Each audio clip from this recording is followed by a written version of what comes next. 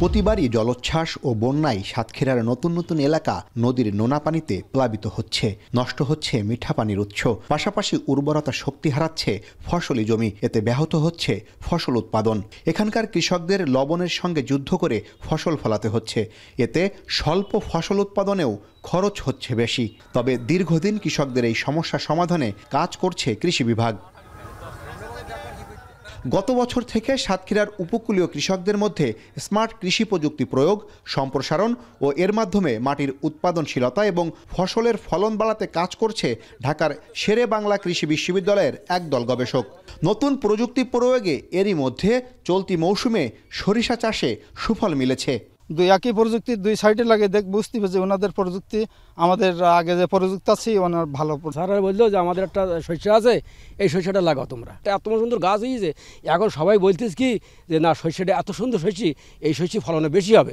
বীজ দিয়ে ওনাদের পদ্ধতিতে ওনারা একটা চাষ করার জন্য একটা পদ্ধতি দিয়েছিল এবং সেই পদ্ধতিতে দুই রকম চাষ করা হয়েছে। তো তাতে দেখা যায় যে আপনার স্যারেরা যে বীজটা দিল এই বীজটা খুব উন্নত মানের বীজ। গবেষকরা বলছেন, লবণাক্ত ও খরাপ্রবণ এলাকায় নতুন স্মার্ট কৃষি প্রযুক্তি ব্যবহারে ফসল চাষে ভিন্নতা এসেছে। এর মাধ্যমে অল্প সময় ও কম খরচে বেশি ফসল উৎপাদন করা সম্ভব। পাশাপাশি মাটির লবণাক্ততা কমিয়ে মাটির স্বাস্থ্য, উর্বরতা ও উৎপাদনশীলতা বাড়বে।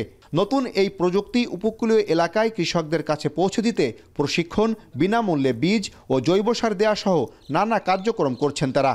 লবণাক্ত প্রবণে আমরা নতুন টেকনোলজি ইউজ করেছি এবং নতুন টেকনোলজি ইউজ করে নতুন করে ফসল বিন্যাস করেছি। এখান থেকে আমরা চেষ্টা করছি যে কোন প্রযুক্তিটা ভালো হয় এবং কোন প্রযুক্তিতে ফসল বেশি হয়, সেই প্রযুক্তিটা আমরা বের করে নিয়ে এসে সেটা আমরা ফার্মারদের মাঝে আরও বেশি ডিসেমিনেট করা যায়, সেই চেষ্টাটা আমরা চালিয়ে যাচ্ছি। এই অঞ্চলটা লবণাক্ত, ফলে এইখানে আমরা জমিতে কেঁচো সার, হিউমিক অ্যাসিড এবং জিওলাইটের ব্যবহার করেছি যাতে লবণাক্ত তার মাত্রাটা কমে যায় এবং ফসলের পরিমাণটা ভালো হয়। অল্প সময়ের মধ্যে বিভিন্ন ফসলকে আমরা ইন্ট্রোডিউস করে মিনিমাম 3টা ফসলকে যেন আমরা সাকসেসফুলি এবং অধিক ফলন কোয়ালিটি সম্পন্ন ফসল উৎপাদন করতে পারি, সেই বিষয় আমরা করতে যাচ্ছি। সামগ্রিক একটা প্ল্যানিংয়ের মাধ্যমে এই এলাকার মানুষের জীবনযাত্রার মান উন্নয়নে এবং তারা যেন সেখান থেকে অধিক পরিমাণ রিটার্ন তারা যেন পায় এবং জমি জলবায়ু পরিবর্তনের সাপেক্ষে যে এই যে level of the intrusion of the saline it will be, যেটা বেড়ে যাবে, সেটাকে আমরা কীভাবে ইমপ্রুভ করতে পারবো সেই বিষয়ে আমরা কাজ করে যাচ্ছি।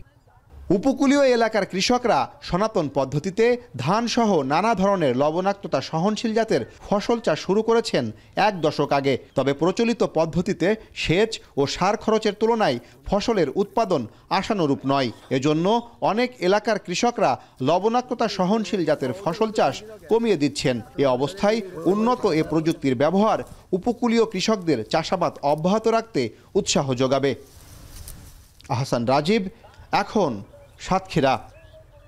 মাঠের অলরাউন্ডার আমি, আর ঘরের allrounder Tylox. Tylox toilet cleaner, clean মানেই টাইলক্স।